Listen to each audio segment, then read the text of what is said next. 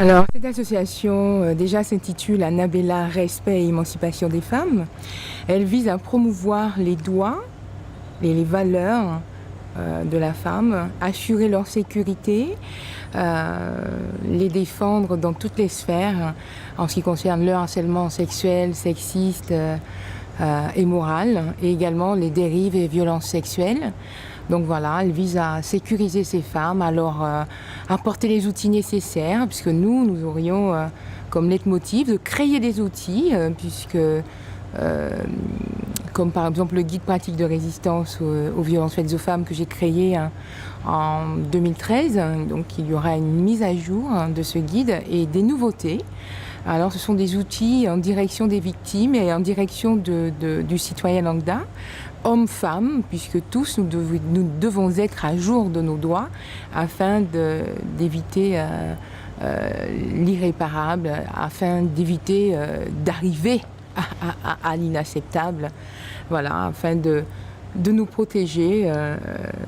Voilà, c'est ensemble en fait que nous allons y parvenir. Donc c'est une association qui vise surtout à promouvoir le respect de la protection de l'image de la femme, parce que de nos jours, elle est sujette à un objet sexuel sur les réseaux sociaux, à travers une mauvaise utilisation des technologies de l'information et des technologies de communication. C'est une question qui vous paraît très certainement élémentaire, mais sachez que tout un chacun pense connaître ses droits, mais l'objectif premier, c'est de leur donner des outils pour être à jour justement de leurs droits. C'est en ce sens, puisque beaucoup de femmes subissent parce qu'elles sont dans l'ignorance de leurs droits. Certaines femmes n'ont pas accès aux outils, elles sont sous l'emprise de leur auteur de violence, de leur conjoint, donc elles n'ont pas accès à tout, elles n'ont pas accès non plus à un porte-monnaie, par exemple, aux finances, c'est le mari qui gère, donc voilà, ça existe encore de nos jours. Parce que c'est un droit. Les violences qui sont effectuées à l'encontre des femmes est une violation des droits de l'homme déjà. Donc si nous ne sommes pas là en tant qu'association pour revendiquer les droits justement des femmes et surtout notamment celles qui sont victimes de violences, vous savez, il y aura davantage de violences.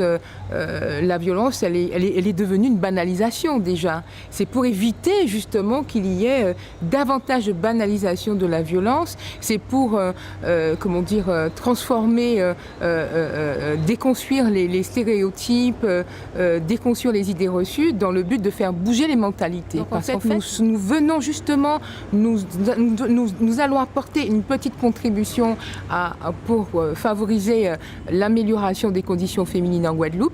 Le combat que j'ai commencé il y a belle lurette, le continuer, sauf que je défendais une association nationale, et donc là, une association en local est la bienvenue, puisqu'en fait, il faut savoir que j'ai été sollicitée par bon nombre pour qu'elle soit mise sur pied. Donc voilà. Donc, Cela ne peut être qu'une bonne chose pour la collectivité, mais surtout une bonne chose pour les femmes de Bemao et les femmes de Guadeloupe d'une manière générale. D'ailleurs, je pense que celle qui a créé l'association, elle est connue en Guadeloupe par toutes les femmes. Elle a déjà démontré son engagement aux côtés des femmes qui ont été victimes de violences de toute forme. Et c'est une bonne chose pour nous. Nous sommes contents du travail qui a été réalisé. D'ailleurs, les débuts, avant d'avoir une association véritablement fondée là-dessus, elle avait déjà été soutenue au préalable par l'ancien maire de la collectivité qui est aujourd'hui président de région. Lorsqu'il s'est agi pour elle, par exemple, de partir à l'Assemblée nationale pour défendre une loi là-dessus, il a été accompagné par l'équipe municipale dont je faisais partie. Et aujourd'hui, pour moi, c'est une suite logique du combat qu'elle a commencé à mener. Annabella, on la connaît, c'est une femme qui est engagée, c'est une femme qui est tenace, avec un grand dévouement. Donc elle ne peut que réussir. Oui, beaucoup de femmes sont effectivement touchées par cela. Il y a des hommes aussi. Et il y a des hommes aussi qui sont touchés mais qui n'en parlent pas, soit parce qu'on est beaucoup plus honteux de dire qu'on est battu par sa femme, violenté par sa femme, mais il y en a, hein, ça existe. Il y a également des femmes, mais il y a aussi des femmes qui en sont victimes et qui n'en parlent pas.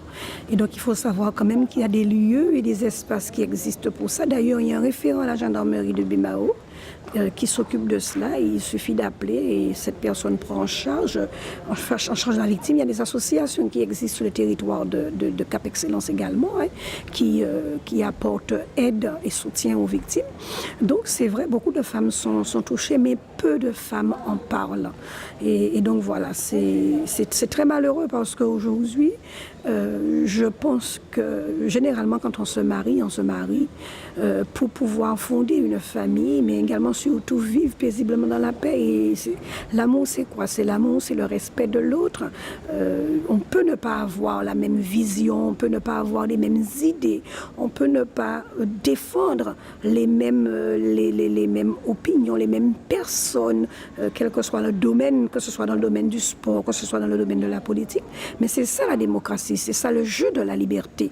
Et donc, je pense que aujourd'hui, il y a véritablement un travail à faire de ce côté-là pour apporter cette éducation au sein de la famille, pas seulement au niveau des femmes, mais au niveau de la famille et particulièrement commencer par les plus jeunes, parce que ce sont ces plus jeunes-là qui deviennent demain des hommes et des femmes engagés dans une famille.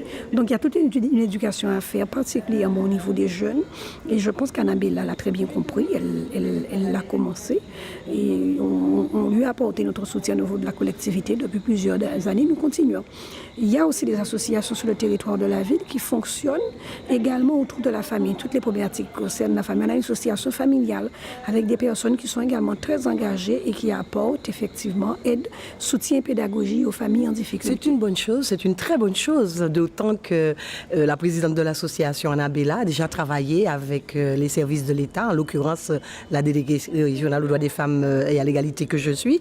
Effectivement, elle est sur une nouvelle mission, puisque les premières actions que nous avons menées ensemble datent de 2010 à 2011, où nous avons fait toute une campagne auprès des élus pour sensibiliser les élus sur le harcèlement sexuel et les violences faites aux femmes. Annabella, par le biais de son action, avait déjà commencé un travail avec les établissements scolaires, puisque nous avons mené une grande action au niveau de Saint-Claude, d'un lycée de Saint-Claude. Et là, elle poursuit sur le harcèlement et sur les violences auprès des enfants. On n'est jamais trop pour dire non à la violence envers les femmes, d'autant qu'on sait combien ce fléau qui touche beaucoup de familles nécessite que toutes les composantes de la société se mettent debout, se positionnent pour faire en sorte qu'on vive mieux sur ce territoire de manière beaucoup plus apaisée. Donc c'est important pour nous, services de l'État, d'avoir ce partenariat avec les associations de terrain. Non, c'est vrai. Vous avez tout à fait raison. Il y a des hommes aussi, et les hommes nous disent que très souvent, ce ne sont pas seulement les coups qui sont des violences, les mots aussi sont des violences. Les hommes souffrent souvent de la violence des mots des femmes. Et je voudrais saisir justement cette opportunité pour demander aux femmes de se regarder, de nous regarder et de fonctionner autrement avec ces hommes que nous aimons, puisque nous en avons besoin, ils ont besoin de nous et nous avons besoin d'eux. Je crois que les relations apaisées ne peuvent que faire du bien au territoire, du bien à la société, du bien à nos enfants. Absolument. Je suis président d'honneur de l'association Annabella parce que ça fait un certain temps déjà qu'elle et d'autres militent ici dans ce département pour faire avancer la cause des femmes qui sont victimes de toutes sortes d'agressions, à la fois physiques, morales, dans le cadre de leur travail, dans le cadre de leur famille, dans tous les cadres qu'on peut imaginer, dans la rue, partout. Toute cette dévalorisation de l'image de la femme qui a l'air de prendre ici une espèce de dimension particulière, ça fait des années qu'on milite là-dessus. Et là, il a été question, à un moment donné, de se structurer un peu, de monter un groupement, donc une association, puisque c'est le groupement le plus adapté à ce genre de lutte, pour permettre d'avoir un cadre qui va s'appuyer lui aussi sur les instances politiques, les instances administratives, pour travailler toujours dans cette direction-là. Alors la cible privilégiée de notre association va être la jeunesse, La jeunesse qui, elle, est victime maintenant d'agressions qu'on ne connaissait pas à l'époque, qui sont les agressions sur la toile, les agressions via Internet, qui ont pris une dimension particulière, qui sont aujourd'hui des choses qu'on arrive plus ou moins à gérer au niveau de la justice, mais il y a encore beaucoup de signalements à faire. Des jeunes filles, des fois, sont victimes de choses sans savoir même qu'elles sont victimes, puisque leur image est diffusée dans la presse, dans ce qu'on appelle même plus la presse, dans les réseaux sociaux, etc. Donc c'est toutes ces sensibilisations-là qu'on va faire au sein de l'association. Mon rôle particulier, et je suis aidé en cela aussi par une avocate du barreau de Paris, Maître Seyers, qui va venir nous rejoindre régulièrement. Nous allons donner à cela la base juridique qui est nécessaire, parce qu'effectivement, il y a l'accompagnement social, psychologique, mais il y a aussi l'accompagnement du droit, c'est-à-dire qu'est-ce que les personnes peuvent faire, qu'est-ce que les personnes doivent faire, non pas seulement pour sanctionner l'autre, mais aussi pour se sauver elle-même, parce qu'on sait que ça passe aussi par la sanction, le fait d'être protégé soi-même, d'être soigné soi-même. Donc c'est un peu mon rôle en tant que président d'honneur de l'association qui se présente aujourd'hui. Absolument. Là-dessus, on se rend compte qu'il y a des évolutions, notamment la parité. Lorsqu'on parle de parité, on parle absolument tout le temps des femmes, mais il faut savoir que, en réalité, dans la Constitution, les hommes et les femmes sont égaux en droit. Donc on ne peut pas avoir de loi qui favoriserait l'un ou l'autre. Ça veut dire que lorsque des lois sont faites pour sensibiliser aux violences faites aux femmes, ça veut dire aussi que ce sont des lois faites pour sensibiliser aux violences faites tout court. Faites aussi lorsqu'il s'agit d'un cadre familial et que c'est l'homme qui est victime, ou quand c'est les hommes, et de plus en plus on voit qu'il y a quand même une sorte d'égalisation des sexes, hein. Il n'y a plus vraiment de sexe fort, et ce dont je parlais de cette nouvelle forme d'agression qui est celle qui se fait notamment dans les réseaux sociaux, de plus en plus de jeunes hommes sont victimes de ce genre d'agression. Donc évidemment notre association va être aussi alertée pour les hommes que pour les femmes dès qu'il y a des victimes, dès qu'il y a des personnes en situation de faiblesse.